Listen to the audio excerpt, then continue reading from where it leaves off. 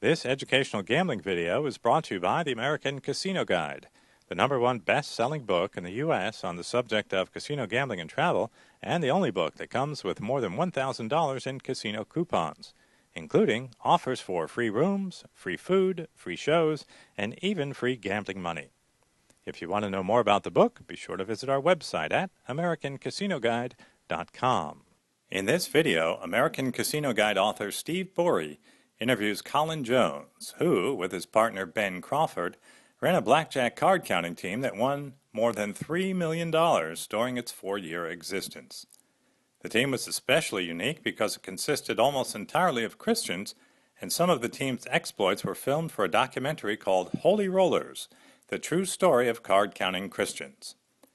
We're going to start off by showing you the trailer for the movie, and then that will be followed by Steve's interview with Colin. We hope you enjoy it. I was really excited when I heard about a blackjack team of all Christians. I was like, that's ridiculous.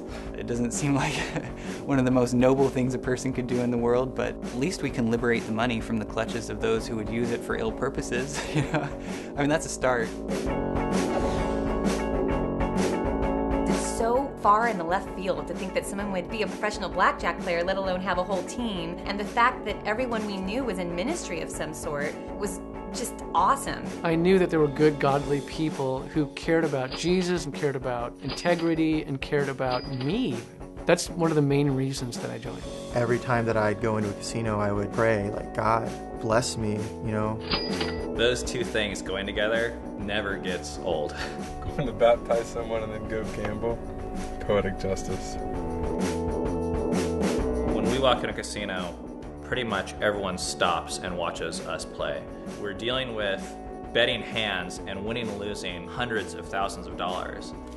I love it that there's $111,000 in here and a bunch of sand. Every once in a while you'll get people that are taking extra pride in their job at finding out that you're a card counter. Yeah, he's gonna get backed off tonight. I've seen enough. They'll threaten to backroom you, they'll try to intimidate you. Every other casino, they're gonna try to find you, they're gonna get you too. It's the nature of our business. We got the money. If you got the money, somebody's going to try to take it. I think they've been the most creative team. The changing of appearance and the extra effort as far as the kind of theatrics, I think that's a Ben exclusive trait, so. So I love the idea of the camouflage and, kind of how you were doing something that seemed wrong. Right, turn it off. Blackjack makes people reassess what Christianity is, and in a good way. We want to live in the gray, because in the gray you've got to question who you are and what you're doing. Anyone who seriously wants to be a disciple of Jesus should learn blackjack. God knows all of my needs, and He knows exactly what order the cards are in the shoe.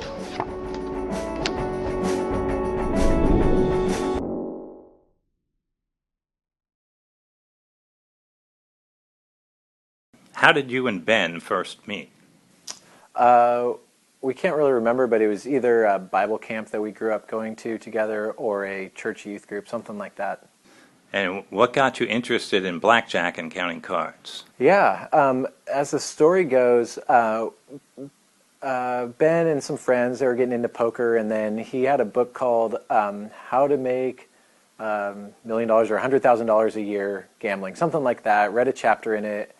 One of the chapters was on card counting, and thought, I could do that, and he told me about it, and I had just gotten a math degree, and I thought I could probably do that too, and we said, well, let's give it a try, and that's how we got into it. So you guys started the team initially, it was just you two? Yeah, initially we were playing separately, and then, it's kind of a lonely job, and there's a million questions that are hard to get answered when you're starting out, and so we were talking on the phone constantly, about it, and we decided, actually he was very briefly a part of a major blackjack team, and he didn't really enjoy working with them. We thought, well, let's just throw our money together and play, and pretty quickly a third friend of ours that had a lot more money, because we had a very small bankroll, he got involved, and the three of us played for a while, and then a fourth got involved. We actually met here at Tulalip, kind of bumped into him. We were playing on each other's tables, and a scuffle turned into us becoming friends and working. Not a scuffle, but arguing over jumping into each other's tables turned into us becoming friends. And so the four of us did that for maybe a couple of years. That's how we started. Well, how did you learn to form a card counting team, and then why did you choose only Christians? Well, we figured it out as we went along. You know, we at one point we got a hold of the Highlanders manual, but that wasn't really helpful because you know you kind of have to figure things out yourself anyway. And we, you know, it was a lot of trial and error and constantly talking about how to motivate everybody, how to train players, how to deal with the issues of honesty and quality of play, just all those things. And then after a couple of years, the four of us stopped playing together, and that's when Ben and I started another team. And it actually, you know, it was people, friends of ours from church that were asking if we would teach them how to play, and it wasn't all Christians. That wasn't our goal. It was probably 80% of the people on the team were Christians, and that's what gave it kind of the interesting angle for the documentary. But it never was our goal, nor was it ever all Christians. Okay, well, you did have a lot of Christians on the team then, and did any of them have a moral objection to gambling in a casino? Well, they wouldn't have joined the team if they would have had a moral objection to being in casinos. I think a lot of people had an objection. I mean, maybe this is semantics, but a lot of people had an objection to gambling. But the way we saw it was investing, and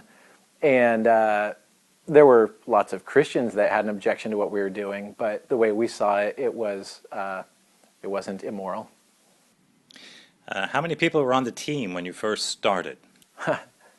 Well, two, Ben and I, and then we trained one guy, and that turned into him telling another guy that was a good friend, and it grew from there. We didn't have the goal of having a large team. It just kind of, as we were winning more and as people told people and it got exciting, it just kind of grew until it got to an unhealthy point, and then we had to start shrinking it. Well, how many members did it have at its biggest point? Over 30, less than 40. It's hard to know. I don't really remember how many were tested out all at one time and playing. There were people training, people tested out. Yeah. Okay. How did you get the money to bankroll your blackjack team? Friends and family invested in the team. We used our own money for years. For probably 4 years, we just used our own money. And as the team got larger, we thought we had more than a blackjack team. We actually had a business model that was worth protecting, meaning when it was just a blackjack team, worst case scenario, we lost our money. And we were okay with that. But when it became something where if we went on a bad losing streak, people would have to stop working for us, we thought that was worth protecting. So we opened it up for the first time to family and friends that had been asking for years, hey, could I throw some money into that? And we opened it up to people, said, here's the terms we'll offer, and we let friends and family invest in it. Okay, were you always successful? No, I mean, no, we weren't always successful. You can see in the documentary, huge. We went on a $465,000 losing streak at one point. We never had a losing year.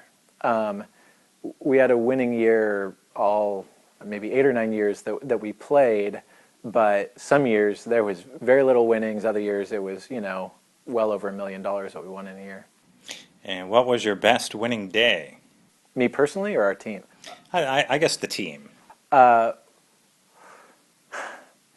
don't really know our best winning day because we had players send in their results once a week because we didn't want to get bombarded with results constantly. But I do remember a guy winning $100,000 at one casino in a day, and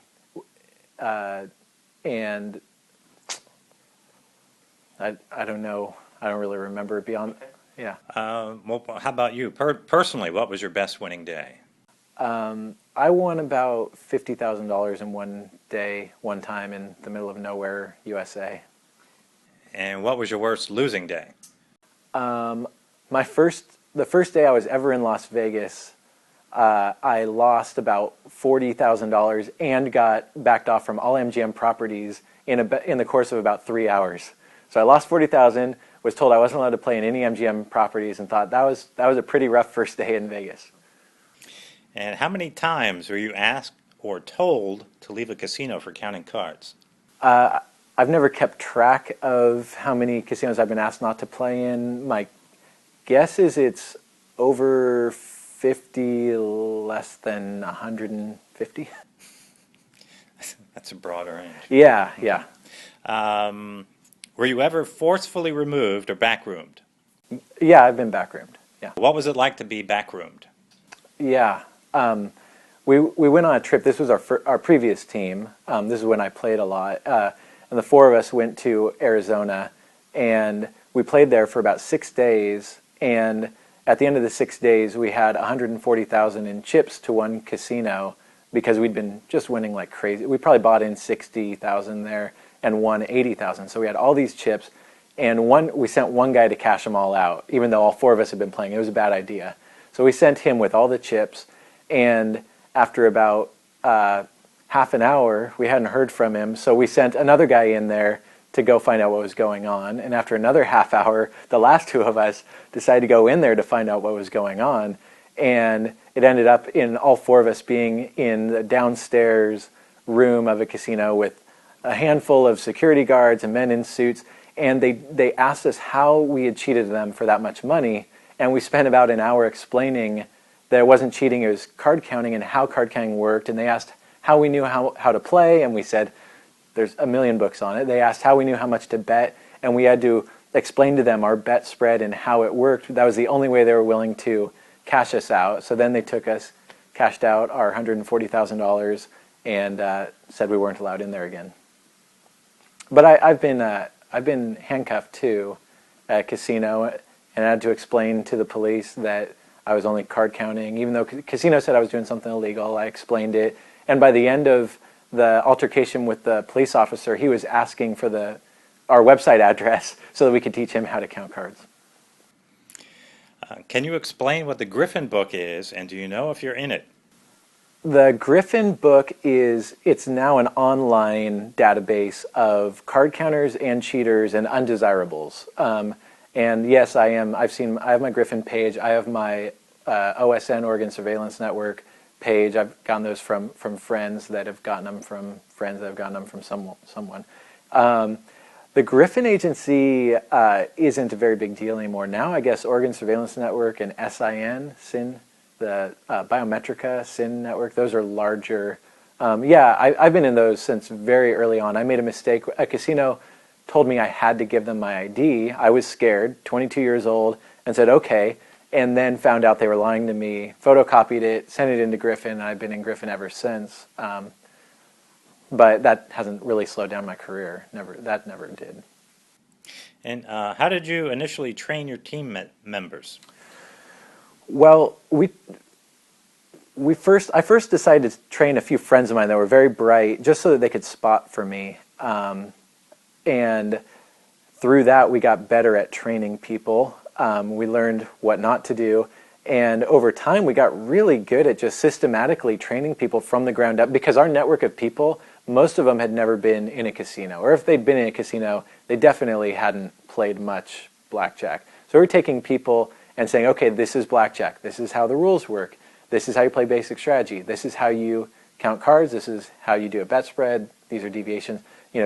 We learned kind of a process of taking people from the ground up, just through a lot of time, and actually a lot of just how good businesses are run. They have a very well-oiled machine of training people.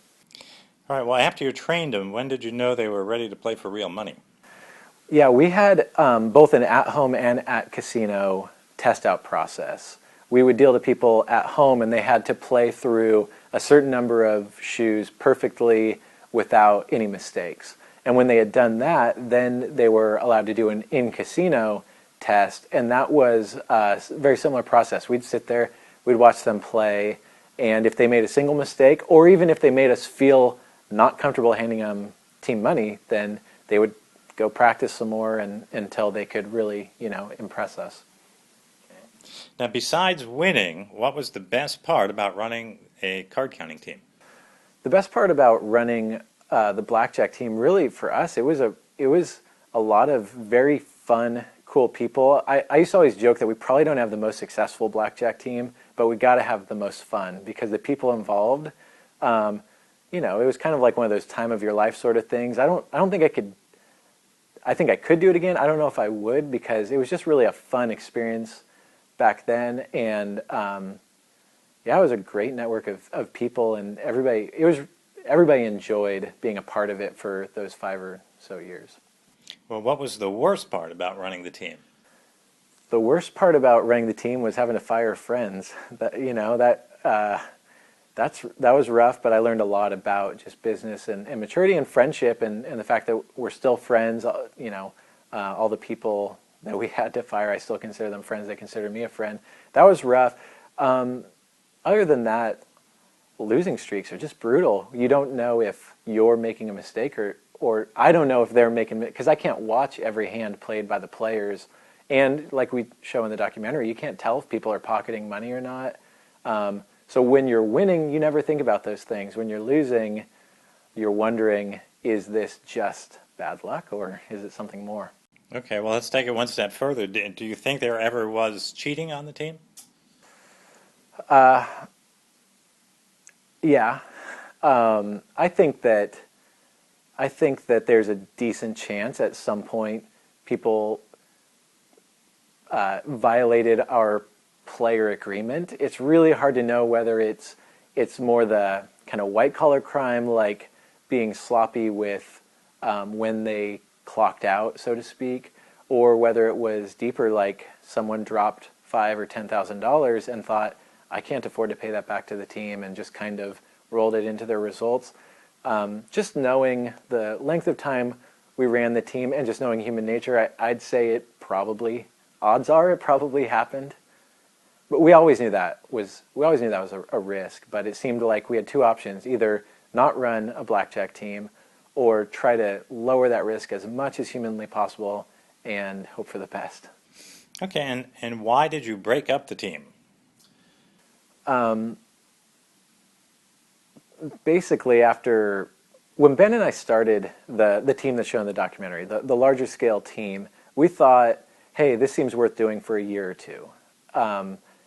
And pretty quickly we thought, wow, I wonder if we can run this thing for 5 years and try to have, an exit strategy before then. And it was really fun for 3 or 4 or 5 years. After a while, it started to feel more like a grind, and started to realize that's got to be a really difficult career. I know the Highlanders, they did it for many years. I know a lot of the other, there are people that it's a career, but it was never a career goal for us. That combined with a lot of the people on the team, we ended up having a bunch of kids and thinking, I don't know if I feel like flying around the country every weekend. So, yeah. And we never won as much money the last few years as kind of I think we just had a little bit of a hot streak at the beginning, and after enough years we were still making money, but it wasn't. We had other goals in life and thought, well, unless we're going to run a large-scale team, maybe we'll try, move into other. We started Blackjack Apprenticeship in the height of the Blackjack team because we were just interested in trying other things and working on other businesses. Okay. If there's one misconception the public has about Blackjack, what would you say it is? One misconception people have about Blackjack. Either that card counting is illegal, or probably the bigger one is people think that they have a system to beat the game outside of card counting. I've met a million people say, "Oh, I've got a way to beat Blackjack," and it's got to be a very calculated mathematical edge, not following your gut or anything like that. But I think a lot of gambling is built on the idea that there's an angle that I can figure out on my own. Okay, and looking back on it, what would you have done differently? Looking back on the Blackjack team, there's probably a lot of things I would have done differently. I think We were 23, 24-year-olds running a $1 million, $1.5 million business, and we didn't know what we were doing. But I think the biggest thing was having higher standards for players and realizing also what kind of person is actually going to excel at the job. Because you can teach a lot of people, but a lot of people will get burned out really quick because it's a difficult job. Okay, and what are you doing nowadays? I run blackjackapprenticeship.com, and I've started a handful of other websites with friends or on my own that are, that's both Ben and I have moved into other mostly websites. That's the main thing I spend my time working on. All right, how can people find out more about you and your work? People can visit our website, blackjackapprenticeship.com. That's our goal is to have everything people need to learn how to beat blackjack through card counting and have a community where people can network with others and train and find out more about which casinos to play and not play. Don't forget that you can see more of our educational gambling videos on our YouTube channel. Just go to youtube.com/American Casino Guide.